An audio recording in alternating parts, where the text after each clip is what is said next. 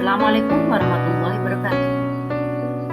Saya Nurul Hidayat, mahasiswi PPG dalam jabatan tahun 2022 LPTK UIN Sunan Kalijaga Yogyakarta. Kali ini kami akan mempersembahkan sebuah video pembelajaran mata pelajaran sejarah kebudayaan Islam. Selamat menyaksikan. Assalamualaikum warahmatullahi wabarakatuh.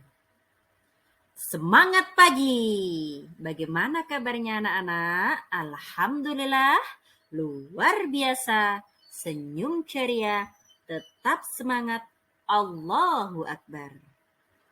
Semoga Allah selalu memberikan anak-anak semua kesehatan, baik kesehatan jasmani maupun rohani, sehingga alhamdulillah pada pagi hari ini kita masih bisa belajar dengan semangat. Anak-anak, sebelum kita memulai kegiatan belajar kita pada pagi hari ini, jangan sampai lupa kita mengucapkan basmalah dan doa sebelum belajar. 1, 2, 3. Bismillahirrahmanirrahim.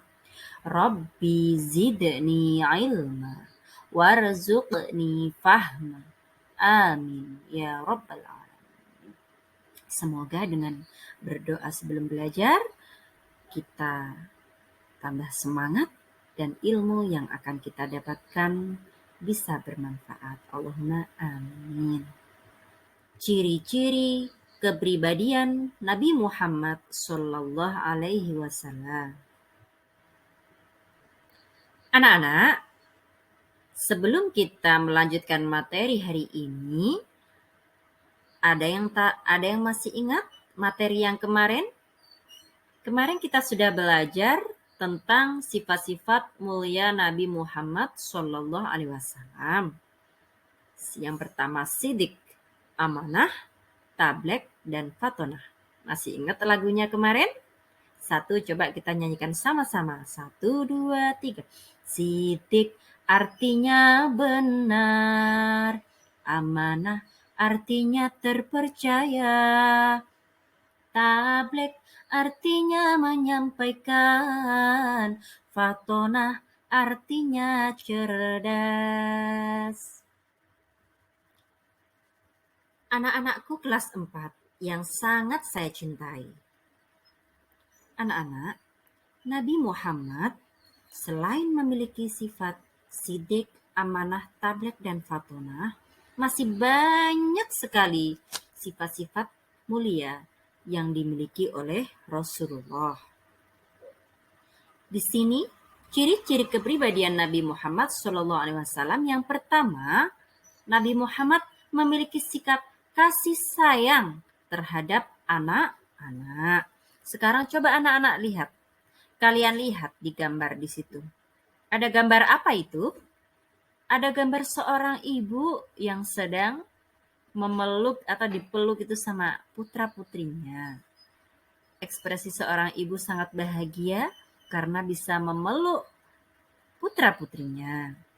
Menunjukkan bahwa ibu tersebut sangat sayang kepada anak-anaknya.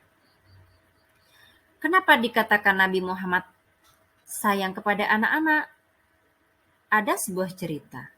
Ketika Nabi Muhammad sholat dan ketika Nabi Muhammad sujud, ternyata ada salah satu cucunya Nabi Muhammad itu naik di atas punggungnya Nabi Muhammad.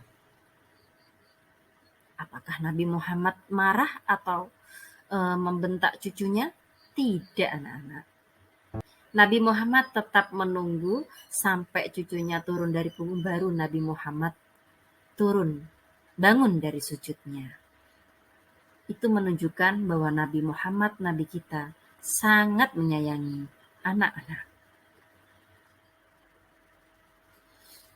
Anak-anak, akhlak mulia Nabi Muhammad selanjutnya yaitu kasih sayang terhadap anak-anak yatim. Sebelumnya, Bu Nur tanya, apakah anak yatim itu? Anak yatim adalah anak yang ayahnya sudah meninggal dunia. Atau singkatnya, anak yatim adalah anak yang sudah tidak memiliki seorang ayah. Coba anak-anak lihat di gambar. Di situ wow, ada katakan saja itu kelas 4. Anak-anak kelas 4 sedang pergi ke Yayasan Yatim Piatu untuk memberikan sumbangan, untuk memberikan bantuan, untuk memberikan support kepada saudara-saudara yang ada di sana. Mayoritas saudara-saudara kita yang ada di yatim piatu itu tidak punya ayah atau tidak punya ibu. Bahkan ada yang tidak punya ayah dan tidak punya ibu. Anak-anak, kenapa kita harus menyayangi anak yatim? Karena anak yatim itu sudah tidak punya seorang ayah, otomatis mereka tuh pasti kesepian. Kalau bukan kita yang menyayangi, siapa lagi? Karena menyayangi anak yatim itu pahalanya sangat besar sekali. Bahkan Rasulullah mengatakan, Rasulullah dan anak yatim itu jaraknya seperti jari telunjuk dan jari tengah. Sangat dekat sekali. Jadi kalau kita ingin mencontoh akhlak mulia Rasulullah, maka kita juga harus menyayangi anak yatim. Tidak harus kita pergi ke yatim piatu, ke yayasan yatim piatu. Bisa tetangga kita misal ada yang tidak punya ayah, kita kasih sumbangan, kita sayangi, kita kasih jajan mungkin. Memberi itu tidak harus banyak. Yang penting kita bisa membuat mereka bahagia, bisa membuat mereka senang, itu sudah bagus. Anak-anak, akhlak mulia Rasulullah selanjutnya yaitu kasih sayang terhadap orang yang sedang sakit. Siapa yang pernah sakit? Kalau kita sakit, dijenguk teman, kita seneng nggak? Pasti teman-teman semua seneng kan? Anak-anak semua seneng kan kalau dijenguk temannya? Pasti seneng. Karena apa? Karena orang sakit itu membutuhkan support, membutuhkan dukungan, membutuhkan perhatian dari kita semua yang sehat. Coba lihat di gambar itu. Anak-anak kelas 4 sedang menjenguk temannya. Pasti orang yang teman kita yang sakit kita jenguk, pasti mereka akan merasa senang anak-anak.